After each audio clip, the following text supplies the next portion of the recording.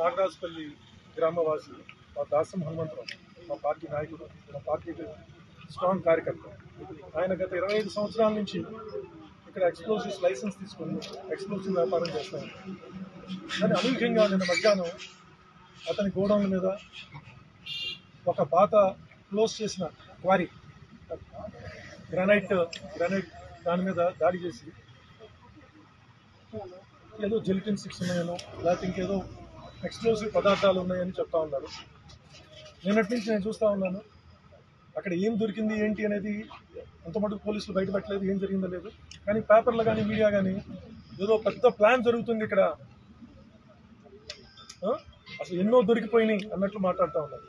మా నాయకుడు, మా పార్టీ నాయకుడు అయి ఉండొచ్చు, కానీ అతను 25 ఏళ్ళ నుంచి అదే ఎక్స్ప్లోజివ్ వ్యాపారం చేస్తున్నాడు.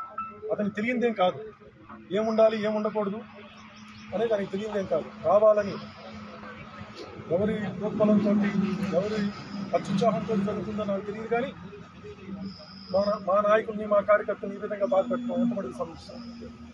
అతను నిన్న సాయంత్రం తీసుకొచ్చినారు, నిన్న మధ్యాహ్నం నైట్ చేశారు, నిన్న సాయంత్రం తీసుకొచ్చి ఎఫ్ఐఆర్ ఫైల్ చేశామని చెప్తా ఉన్నారు. ఇప్పుడు అడుగుతూ ఉంటే ఇంకా పై అధికారులు వస్తారు, పై అధికారులు వచ్చిన తర్వాత మేము మాట్లాడతాం, మేము అధికారులు వచ్చిన తర్వాత మీకు చెప్పడం జరుగుతుంది, అక్కడ మీకు చెప్పడం జరగదంటా ఉన్నారు.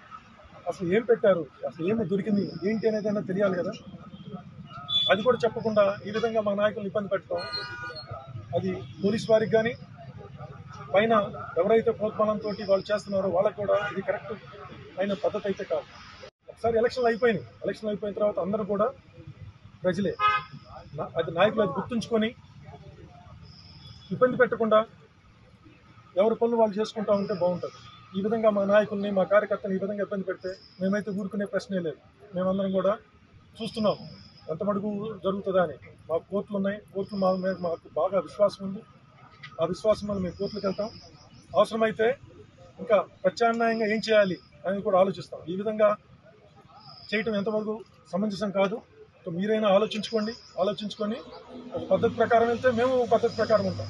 ఈ విధంగా మీరు అన్యాయంగా మా కార్యకర్తల నాయకుల మీద ఇబ్బంది పెడితే మాత్రం ఊరుకునే ప్రశ్న లేదు. మేము మా దాసం హనుమంతరావు వాళ్ళ కుటుంబానికి కానీ వాళ్ళకి కానీ మేమంతా అండగా ఉంటాం. ఇక్కడ వీరయ్య గారు ఉన్నారు, కాళేశ్వర గారు ఉన్నారు, మన సర్పంచ్ గారు ఉన్నారు, సన్నీ అందరూ ఉన్నారు. మేమందరం కూడా, వీళ్ళే కాదు కాన్స్టిట్యున్సీలో ఉన్న నాయకులు అవసరమైతే తాడేపల్లి నుంచి కూడా మేము మా నాయకులతో మాట్లాడి ఈ విధంగా చేయడం ఎంతవరకు ఇది ఈ పచ్చూరు కాన్స్టిట్యూన్సీలో ఈ విధంగా జరుగుతూనే ఉన్నాయి, చూస్తూ ఉన్నాం. అధికారంలోకి వచ్చారు కదా, ఒక నెల, 2 నెలలు, 3 నెలలు, సంవత్సరం అయిపోయింది, ఇంకా ఈ విధంగా బాధ పెట్టడం ఎంతవరకు సమస్య. ఇది మేము చూస్తూ కూర్చునేది లేదు.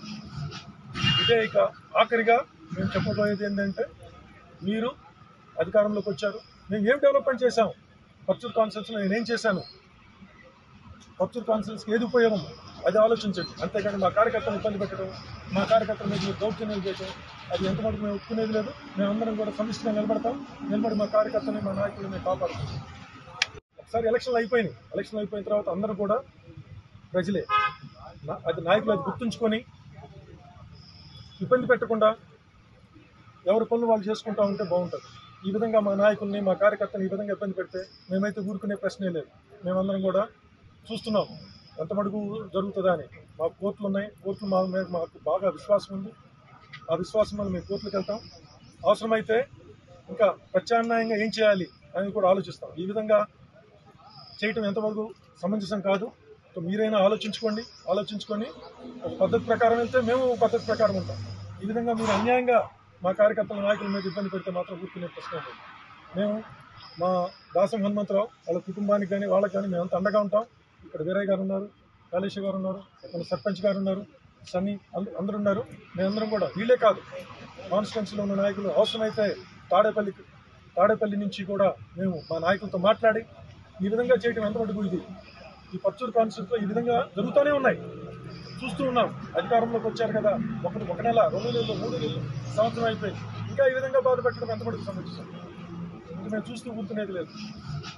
ఇదే ఇక ఆఖరిగా మేము చెప్పబోయేది ఏంటంటే, మీరు అధికారంలోకి వచ్చారు, మేము ఏం డెవలప్మెంట్ చేశాం, పచ్చూరు కాన్స్టిట్యూన్సీలో నేనేం చేశాను, పచ్చూరు కాన్స్టిట్యూన్సీకి ఏది ఉపయోగం అది ఆలోచించండి. అంతేగాని మా కార్యకర్తలు ఇబ్బంది పెట్టడం, మా కార్యకర్తల మీద మీరు దౌర్జన్యాలు చేయడం అది ఎంతవరకు మేము ఒప్పుకునేది లేదు. మేమందరం కూడా సమిష్టిగా నిలబడి మా కార్యకర్తని, మా నాయకులను మేము కాపాడుతాం. Please subscribe .news.